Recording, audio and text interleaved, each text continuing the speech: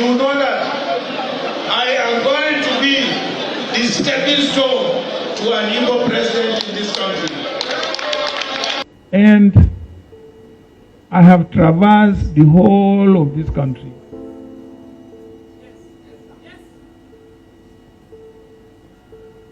I know the whole of this country. I have built bridges across this country. I think what the average northerner needs is somebody who is from the north and who also understands the other parts of Nigeria and who has been able to build bridges across the rest of the country. This is what the northerner needs. He doesn't need a Yoruba candidate or an Igbo candidate. This is what the northerner needs. Quite interesting. Very interesting. Julius Berger, bridge builder. Very interesting. What the average northerner needs. A unifier by the day and a divisionist at night. You can hear how these politicians, without any form of morality and integrity, goes around different parts of this country to preaching the gospel that they want to hear. Like Nkemo Okwa, he said, tell them what they want to hear. It's not about the sincerity of purpose, not about the heart, not about even the focus on the nationalistic agenda of this country. It's about what every region, every state wants to hear. So fortunately now that people are even running with some of these propagandas that these guys are sharing, and they are celebrating it. Unfortunately, that's the same Atiku. That's the same Atiku that refused to support a Goodluck Ebele Jonathan's government in 2015, even when Goodluck Ebele Jonathan has done the best for the North. Yes, go and check what Jonathan did for the North. If Jonathan had even known at some point that he would not be supported by the North, he probably would not have even tried to finish Yar'Adua's heart interest or responsibility to the North. He went on to give all his support in respect or in honor to his former principal. Yet, Atiku said, leave that seat, let a northerner take over.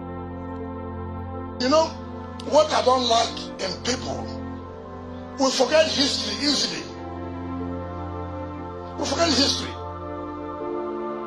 We forget history that in 2015, when Jonathan, as a sitting president,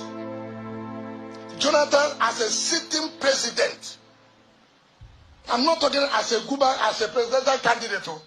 I'm saying as a sitting president.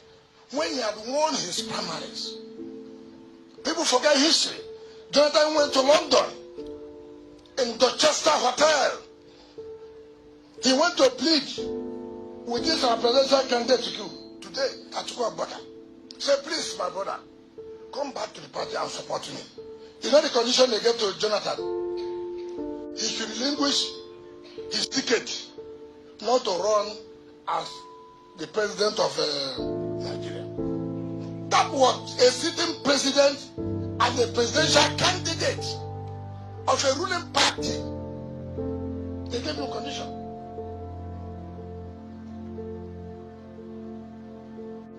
Telling him to relinquish that ticket for him not to run. You have heard that.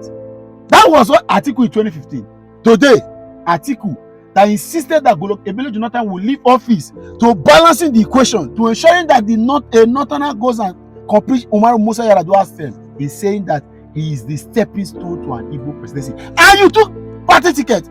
After 8 years of a northern rule, ordinarily, you would have stepped aside and said, no, let the South take their charge. You were speaking English of, you said you wanted a micro zoning up to the Southeast. Allow the South take charge, because it's a northerner that is ending his 8-year term. But of course, you have made arrangement. After agreeing to say that publicly, you went to settle with the National Working Committee of your party to ensure that they throw it open. Even APC, of course, the problem of APC is enormous already, right? But at least they did well to have thrown the ticket of their party only to the south. But the truth open, and they use your money politics that you have been to take, and you are speaking English. More arrest for all those things. More arrest. Let's not deceive ourselves. Unifier indeed. What are you unifying? The same Atiku. How can you go and tell your people that they should vote only a Northern and don't vote Yoruba and Igbo? They are coming to Southeast to tell them that the only way to an Igbo presidency is through you. Oh, Jesus Christ. John the Baptist, the forerunner. Well done, sir. Well done, sir. And people are hearing this thing. Unfortunately, in this country, this is the only country where people play politics without morality. I know that there is no decent politics anywhere in the world, but people see at some level. People resign from offices. People apologize for statements. Till today, no apology has been made of this statement. And then you wonder, even the integrity group was built out of illegality and irresponsibility. What are you talking about? You are the only stepping stone. Stepping stone.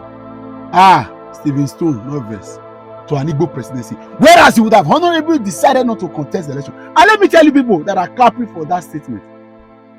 Sometimes what we hear in beer parlor seems to be even truer than what we read or watch on the media space. Because in 2019, we were told in beer parlor conversations that Atiku will succeed Buhari. Because of the fact that the 2019 elections was marred with illegality, a group in this country told Atiku to calm down, that when Buhari is leaving, we'll hand over to him. So we thought that it's not even possible. How can you even speak? But it's not getting clear. When Atiku is going to be done with his government, you will see that he will hand over to Kwakwanso. Go and write this thing down. He will hand over to Kwakwanso. And they deceive themselves. And this is how this country's politics is in place. And some people are not even seeing it. He will hand over to Kwakwanso. He said he wants to do 4 years. By the time he's going, he will give it to Kwakwanso to continue. This same thing we are saying now. All of us open our mouth. Then some people will start saying that, okay, but Kwakwanso tried in Kano. Let us try him. That's the English we will speak, unfortunately. And I thought that we live in a very decent society with education. There are schools everywhere, so you expect that people should be smart. But I think the reverse is the case. The reverse is the case. How old is Atiku that he cannot wait? How old is he? What exactly is in Aso Rock that you cannot use good conscience to say no? After 8 years, let us allow a Southerner to lead at least first. The other one is saying Emilokon. He has supported you, he brought you from retirement to come and make you president. It must be me. This one is saying no, never, never. I beg, please share this video, let this video get out. Tell it those of you in the Southeast. Go and check now. The North has had regional forum to seeking the interest of the North. Southwest are having theirs, and that's every day you see that they are interested in who takes over. Conversations are heavy. What is Southeast and South doing at the moment? We are playing infant politics, jumping from pillar to post. That's what we are doing. But thank God for the people. It's the leader, political leaders that are the one playing this kind of politics. The people have decided already. And God, we will not continue with this nonsense anymore. When we grow and take over the structure of our political, I will be demanding for our own rights. Nobody is asking the right questions. Nobody is seeking the right. Everybody they are playing. God, I don't know. I don't know how. The problem is this country is not the North and the Southwest. It's us in the South, South, and Southeast. We are the one that are put ourselves in perpetual bondage. Which questions are we asking? I'm not my front. I know if you talk again, think they verse me. Share this video, let it get to. Tell it those in the South, South, and Southeast of how look at what we have turned ourselves to. Puppets.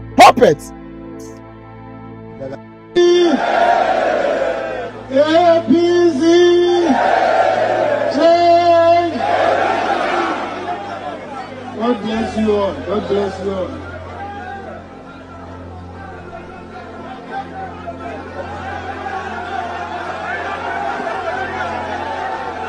Thank you.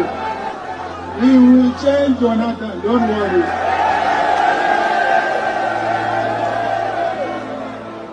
Seize the man who is going to change Jonathan.